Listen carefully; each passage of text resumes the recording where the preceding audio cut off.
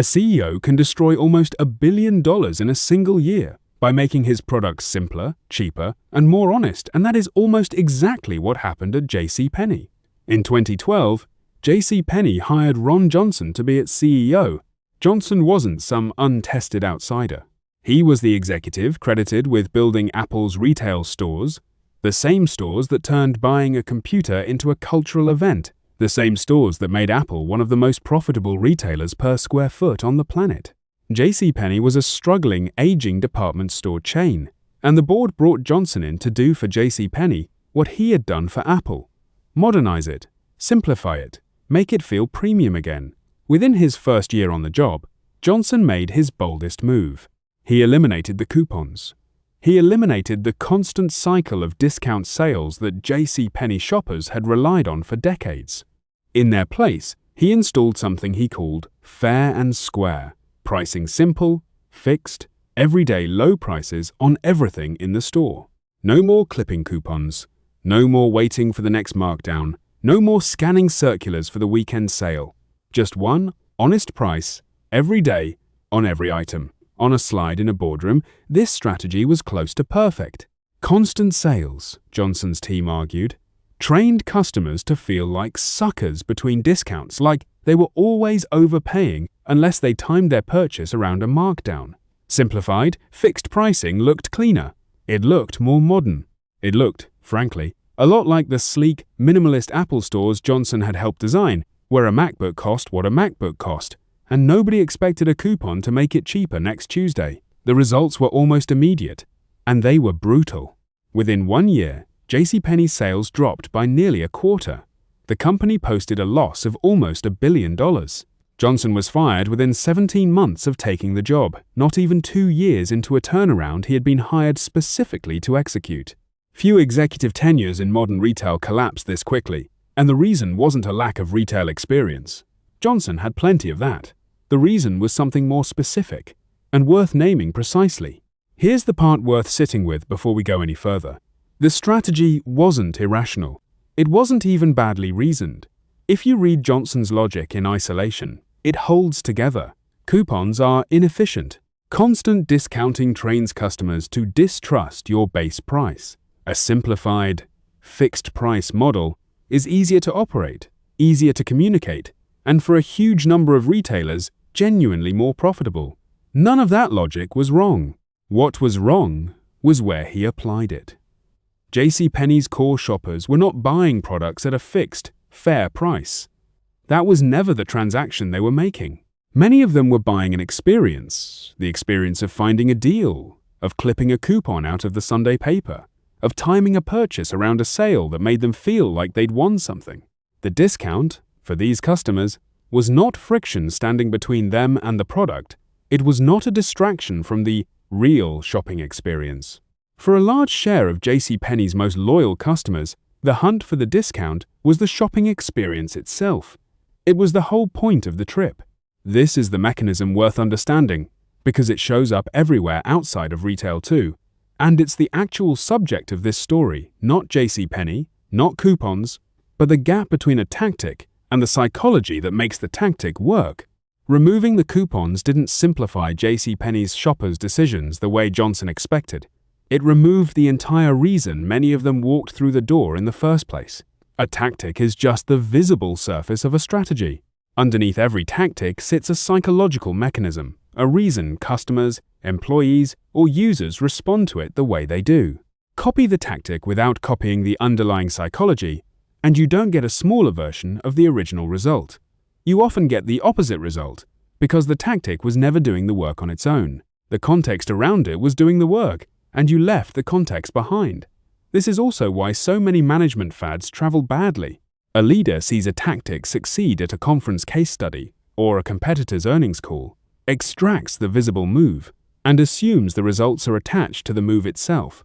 They rarely are. Results are attached to a chain of conditions, trust, history, incentives, expectations that built up long before the tactic was ever introduced. Johnson's approach had worked brilliantly at Apple, because Apple's customers valued simplicity, premium positioning, and consistent pricing on products they wanted, regardless of whether there was a sale. Nobody buying a MacBook was shopping for the thrill of a markdown. Apple's customers wanted certainty and status, not a bargain. The fixed price reinforced exactly what they were already there for. Johnson took that exact same playbook and applied it to a completely different customer psychology, one built on decades of bargain hunting behavior, and the mismatch showed up almost instantly in the sales numbers. This is the single most important sentence in the entire case. A strategy that works perfectly in one company's culture can actively destroy value in another if nobody checks whether the underlying customer psychology transfers along with the tactic. Now, here's the part nobody expects when they first hear this story. This isn't really a retail story, and it isn't really a story about Ron Johnson being a bad executive. It's a story about a failure mode that shows up in almost every corner of management, way beyond pricing, and way beyond retail. Once you see the pattern copying a tactic while ignoring the psychology underneath it, you start noticing it everywhere leaders make decisions. Take a company that decides to copy a competitor's org structure. Say a fast-growing startup watches a larger, more established rival flatten its management layers, cut middle management, and move to small, autonomous pods that report directly to a handful of senior leaders. On paper, this looks efficient. Fewer layers, faster decisions, less bureaucracy. So the startup copies it. But the larger rival could run that structure because it had 10 years of documented processes, deeply experienced managers who already knew how to operate without close supervision, and a culture where autonomous teams had built up the judgment to self-correct without a layer of oversight catching mistakes early. The startup has none of that. Its employees are newer, its processes are undocumented, and its autonomous pods are really just teams without anyone checking their work. The org chart looks identical to the competitors. The underlying psychology trust built on years of proven judgment was never copied over because it can't be copied over. It has to be built. 6 months in, the pods aren't accelerating decisions. They're multiplying blind spots, and mistakes that would have been caught by a middle manager now surface only after they've already cost the company money or a customer. Or take a leader who gets promoted into a new company after years of success somewhere else and imports the management style that worked at the old job wholesale. Maybe their previous employer ran on blunt, direct, high-pressure feedback, the kind where a manager tells you exactly what's wrong with your work in front of the team, and everyone is expected to shake it off and improve. It worked there because that culture had built trust over years. Everyone knew the bluntness came from a shared, well-understood standard, and everyone had opted into that norm before they ever joined. The new company has a completely different foundation. People there are used to private, cushioned feedback, and they've never built the shared trust that made blunt feedback feel safe rather than humiliating at the old job. The new leader delivers the exact same blunt feedback style, expecting the exact same result: engaged employees who respond to direct criticism by working harder. Instead, they get quiet resignations, a spike in attrition, and a team that stops speaking up in meetings. The tactic bluntness was copied perfectly. The psychology that made bluntness land as trust rather than as an attack was never transferred because it lived in the old company's history, not in the words themselves. Or take a product team that builds a feature because it works brilliantly for one segment of users and then forces that same feature on every other segment, assuming success will simply repeat itself. Picture a software company whose power users love a dense, information-heavy dashboard, packed with every metric they could possibly want on one screen. Power users are technical, spend hours a day in the product, and their psychology is genuinely give me everything. I'll filter it myself. The company assumes this preference generalizes and rolls the same dense dashboard out to its casual, occasional users, people who log in once a week for 5 minutes to check one number.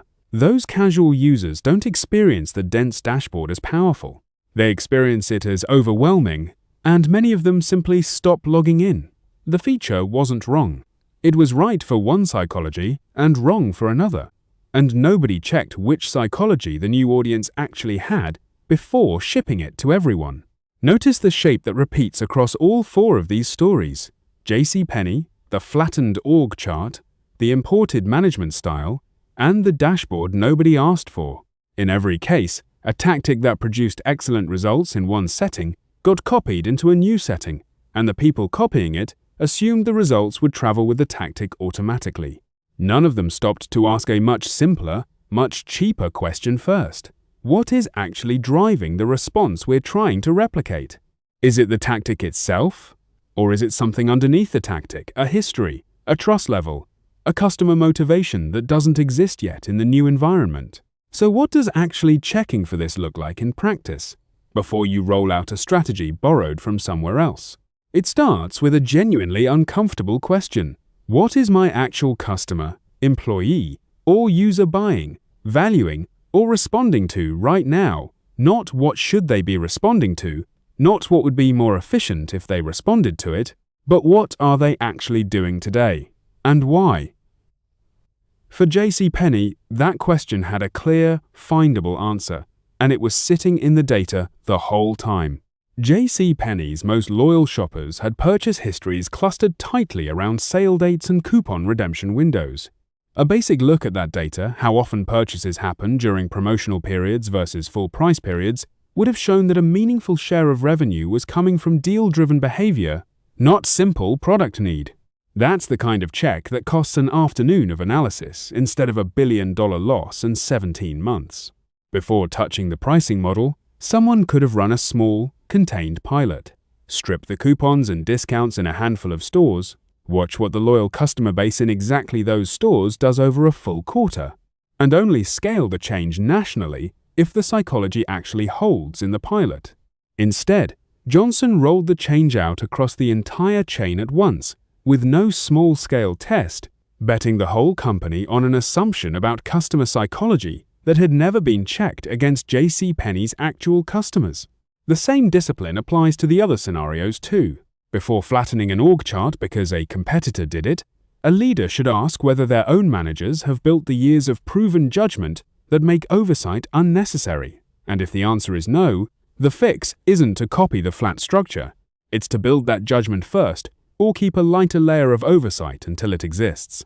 Before importing a management style from a previous job, a leader should ask what actually made that style land. Was it the bluntness itself, or the years of trust the team had already built around it, and pilot the approach with a small group before making it the default for everyone? Before forcing a feature on a new user segment, a product team should test it with a small slice of that actual segment, watch their real behavior, and only expand it if the response holds.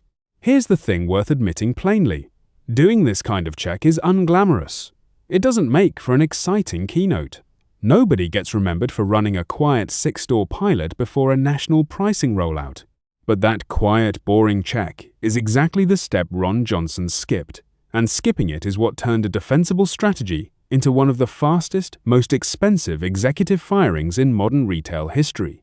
The practical takeaway for any manager watching this: a tactic that worked somewhere else is not evidence it will work for you. It's a hypothesis about your customers or your people, and hypotheses need testing before you bet the whole company on them. Before you copy a competitor's pricing model, org chart, management style, or product feature, stop and ask what psychology made it work, where it came from, and then go check, on a small scale, whether that same psychology actually exists in your own house. If it doesn't, the tactic won't just underperform. It can actively destroy the value you already had. Hit follow if that surprised you.